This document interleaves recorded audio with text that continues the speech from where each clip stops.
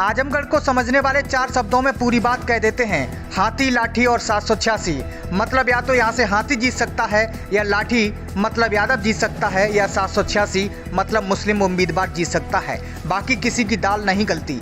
आजमगढ़ की सीट पर समाजवादी पार्टी की तरफ से डिंपल यादव मैदान में होंगी और डिंपल के सामने होंगे बीजेपी वाले दिनेश लाल यादव निरहुआ। पिछली बार निरहुआ अखिलेश के आगे ताश के पत्तों की तरह बिखर गए थे, जबकि तब आजमगढ़ के भीतर बीजेपी का एक विधायक था। इस बार तो आजमगढ़ में बीजेपी का नाम लेने वाला कोई नहीं बचा है।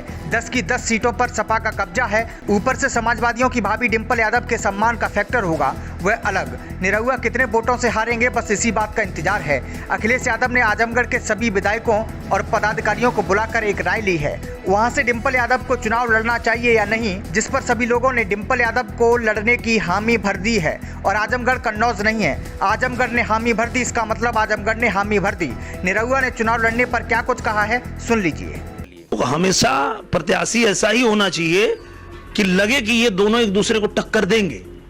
क्या होगा ये पता नहीं, तभी तो मजा आएगा। लड़ने का मजा तब आता है लड़ने वाला जब काबिल हो। तो ये अच्छी बात है कि अगर बड़ा प्रत्याशी आ रहा है, अगर डिंपल जी आ रही हैं, तो भारतीय जनता पार्टी को भी लड़ने में मजा आएगा। निरहुआ ने कहा कि मुलायम सिंह यादव ने अच्छा काम किया, लेकिन योगी जी ने और भी अच्छा काम किया। निरहुआ को मालूम है कि आजमगढ़ में मुलायम सिंह यादव की परछाई के पीछे छिपने में फायदा है।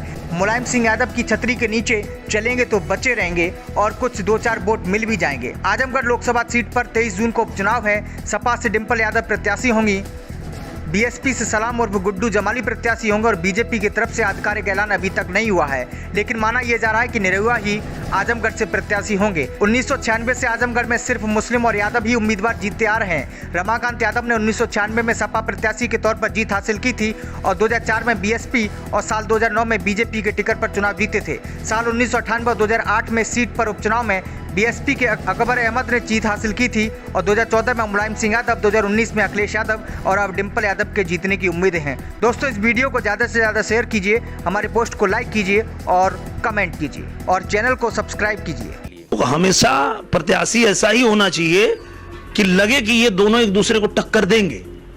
क्या होगा ये पता नहीं, तभी तो मजा आएगा। लड़ने का मजा तब आता है लड़ने वाला जब काबिल हो।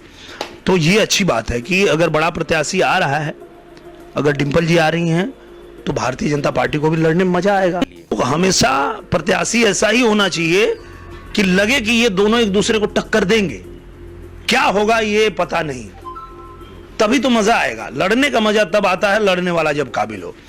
तो ये अच्छी बात है कि अगर बड़ा प्रत्याशी आ रहा है, अगर डिंपल जी आ रही हैं, तो भारतीय जनता पार्टी को भी लड़ने में मजा आएगा। तो हमेशा प्रत्याशी ऐसा ही होना चाहिए कि लगे कि ये दोनों एक दूसरे को टक्कर देंगे। क्या होगा ये पता नहीं, तभी तो मजा आएगा। लड़ने का मजा तब आता है लड़ने वाला जब काबिल हो। तो ये अच्छी बात है कि अगर बड़ा प्रत्याशी आ रहा है, अगर डिंपल जी आ रही हैं, तो भारतीय जनता पार्टी को भी लड़ने में मजा आएगा।